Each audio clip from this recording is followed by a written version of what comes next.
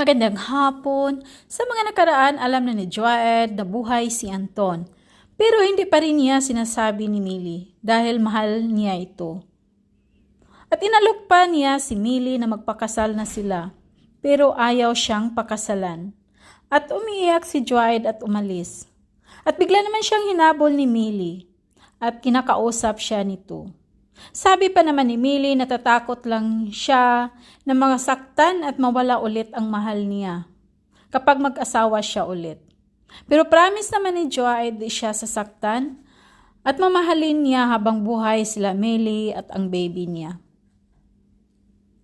At maya-maya pumayag si Millie na magpakasal kay Joed at masaya silang pareho. Matutuloy pa kaya ang kasal? Paano kung magkatagpo na sila Millie at Anton?